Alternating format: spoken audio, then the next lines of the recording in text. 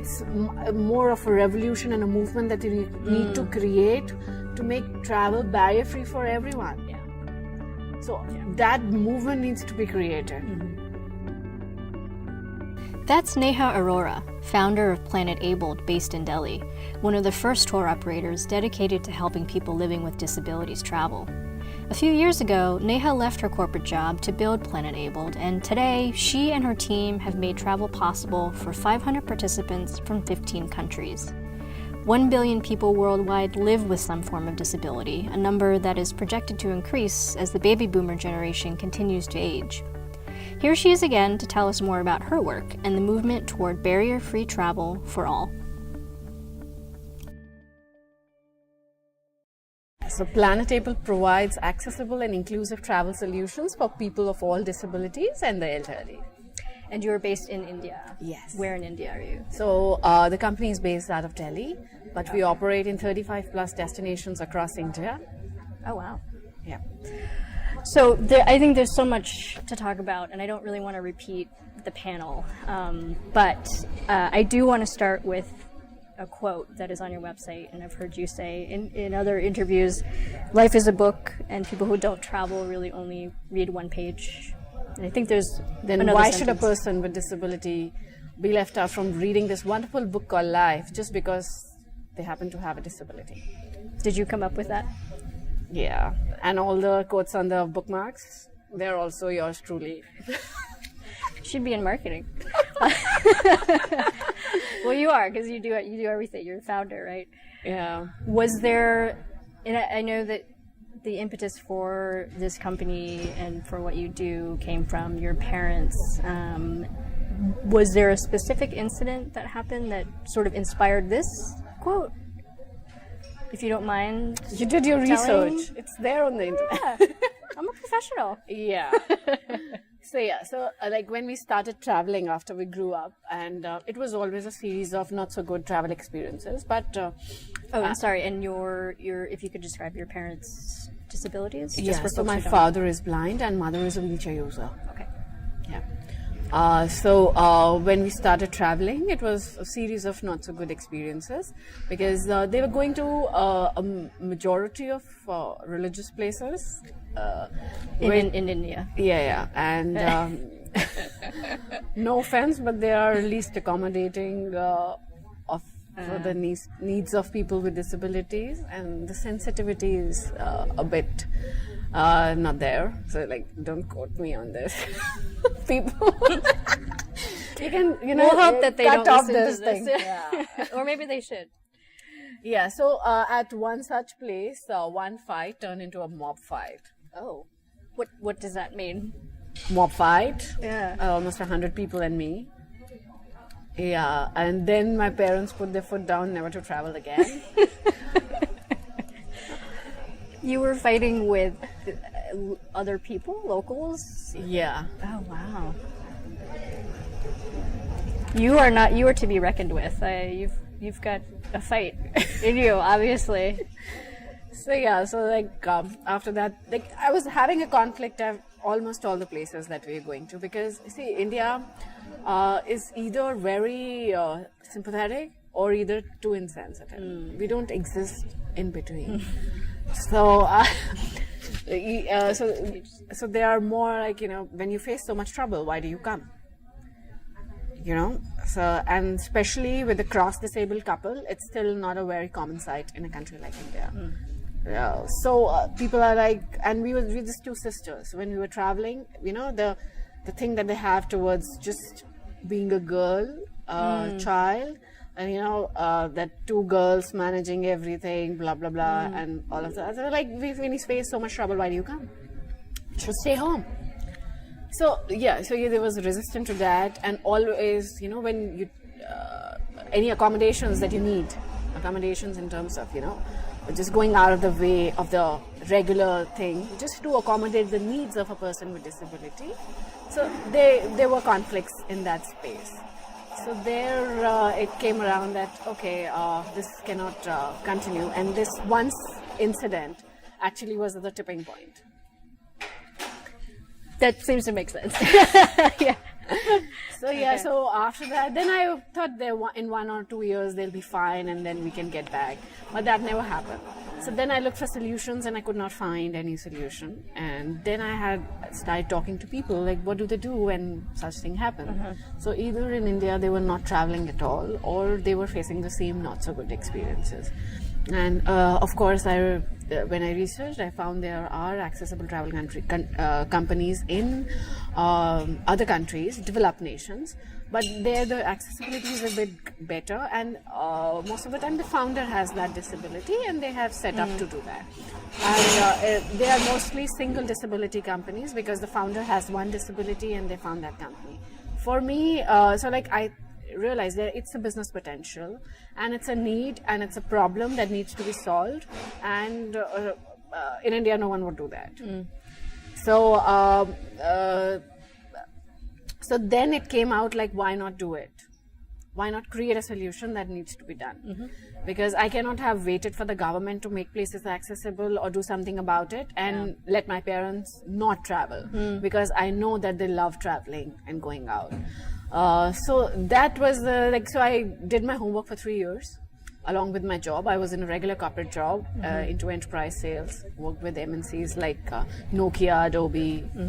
And so after those 3 years of homework, in mid of 2015 somewhere, I realized, okay, now it's done. If not now, then when? So my parents are retired, so it was like, okay, you have to pay the bills and everything. But then, of course, if not now, then when? Things were not going to change. Sure. So I thought, okay, let's do it. I'll take it 1 month at a time. Since then, it's 1 month at a time.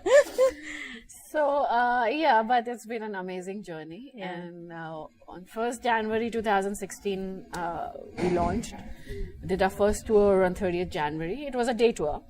And 20 people with various disabilities turned up, along with 20 non-disabled people. And how did they find you? Or how did you find them? Before I launched the company, I had already started moving around, because while I was in the 3 years I was doing my homework, I was building the solution in the network that this is what I'm building.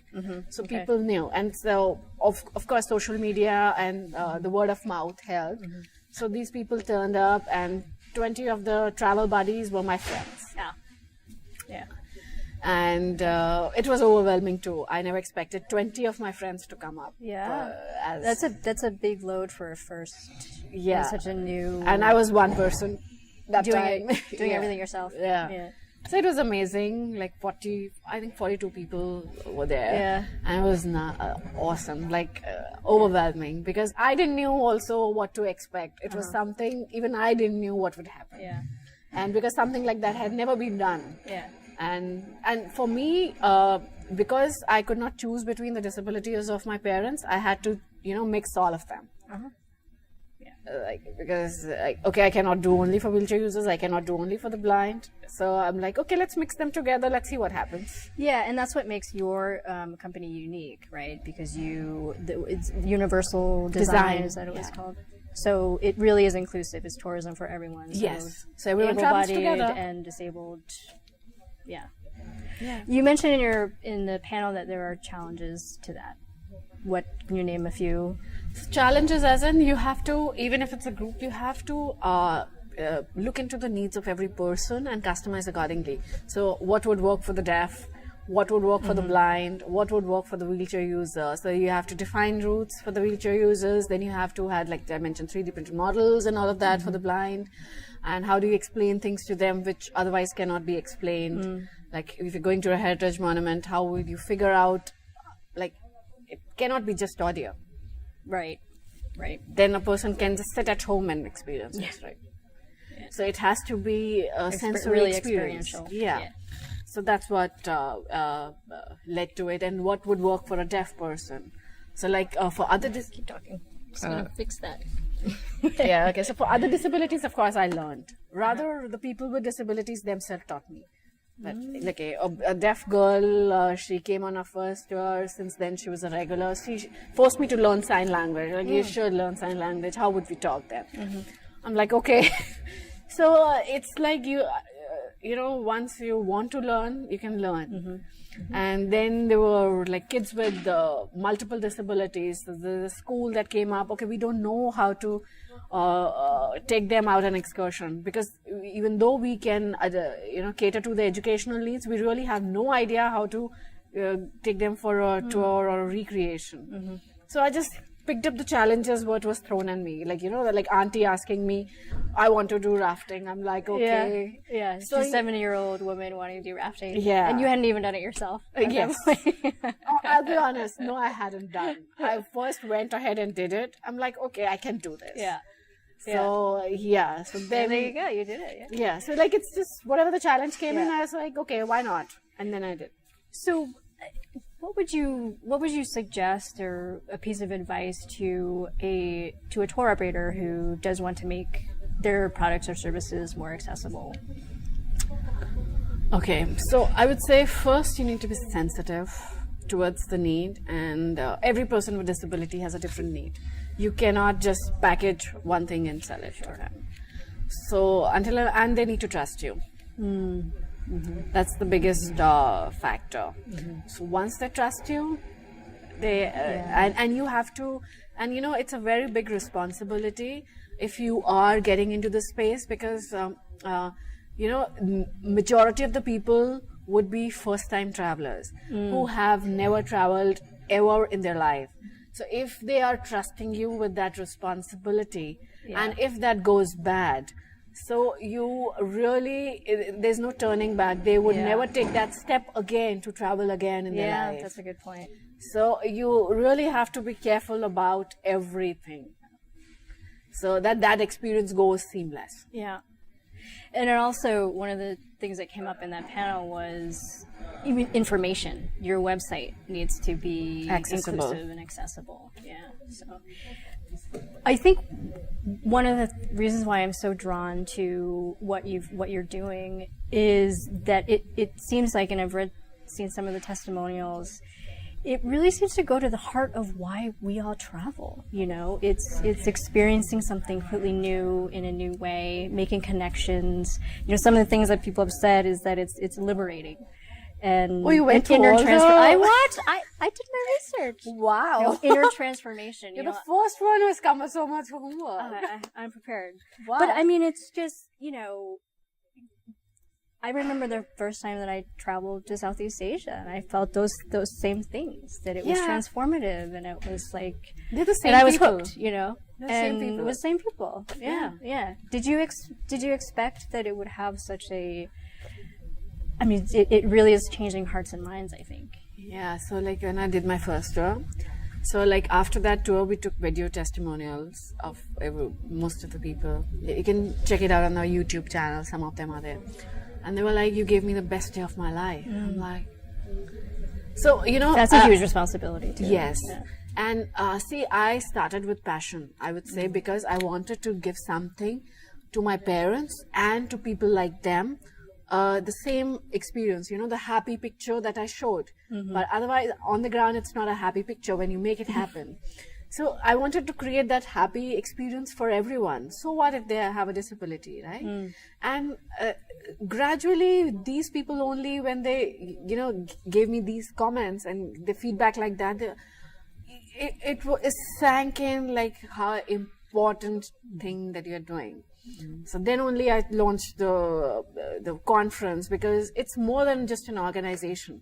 It's more of a revolution and a movement that you need to create to make travel barrier-free for everyone. Yeah. So that movement needs to be created. So that's the depth of it. Yeah. So it sank in gradually. Yeah.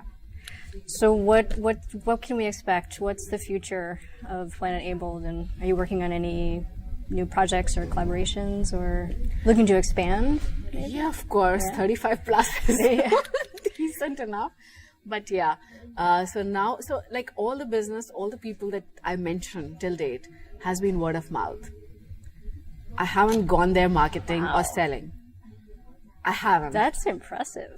Like seriously, I haven't like done one promotion or one paid marketing. So as a policy, we don't do any paid marketing or advertisements or anything. If someone gives us complimentary, it's fine. Okay, yeah, fine. So, but otherwise, when someone sends us an email, we simply say this is not our policy, and we don't have. Obviously, I don't have the money. At the first place, I don't have the money to spend in advertising. Yeah. Let my experiences speak for themselves.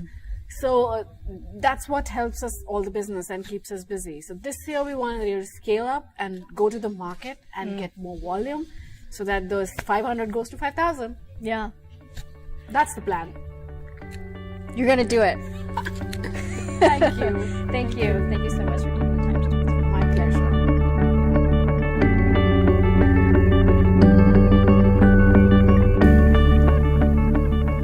Learn more about Neha and Planet Abled at www.planetabled.com. And to access a transcript of this interview, visit sustainabletravelogue.buzzsprout.com or send me a message on Twitter at TST_pod or on Instagram at sustainabletravelogue. Next week, I talk sustainable architecture and tourism in China with Koko Tang, CEO and co-founder of Vinetree Tent Resorts in Yunnan. You can catch this and all episodes by searching for The Sustainable Travelogue in Apple Podcasts, YouTube, or by visiting the website at sustainabletravelogue.buzzsprout.com. And as always, don't forget to tell your friends. Thanks for listening.